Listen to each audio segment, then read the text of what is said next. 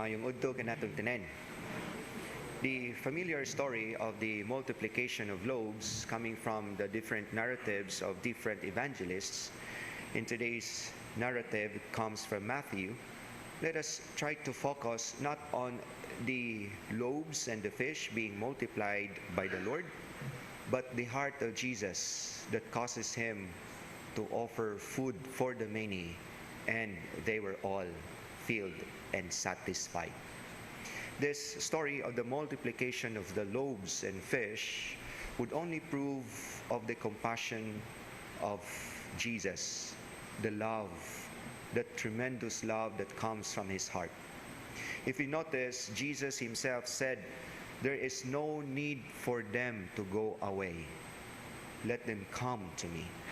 He offers himself to be the satisfaction of all our hungers, the very answers to all our worries and woes, to be the strength in times of our troubles, struggles, and weaknesses.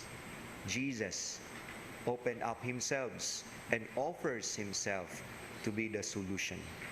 Because in the heart of Jesus, he knows every condition of our living. Nasayod siya unsay atong mga nagkalain-lain nga matang ug klase sa kagutom.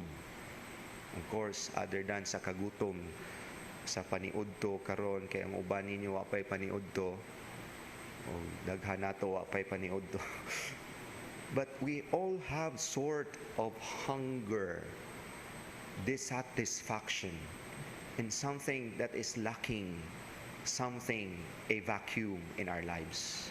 And it is Jesus who recognizes all of these things even before we can recognize that in ourselves.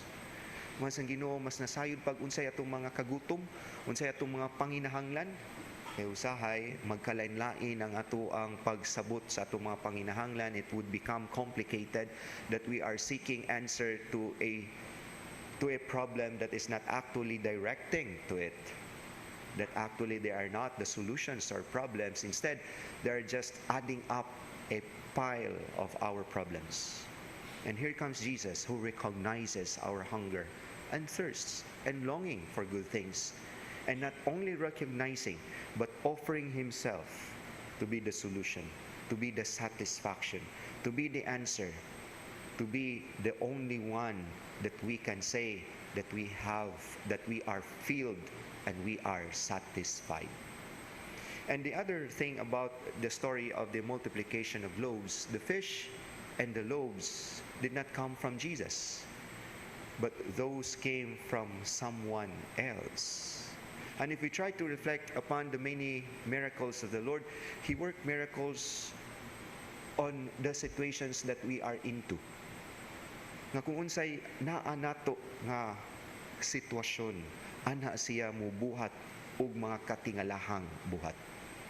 And even trying to understand that the Lord would do marvelous things of the situations that we are in, and would even do marvelous things of the capacities that we have. Nga ang Ginoo mubuhat yun og mga milagro kung unsa ug hain ta karon sa sitwasyon sa atong kinabuhi. And therefore, the Lord addresses something that is very relevant on us, because that is the real situation of our lives.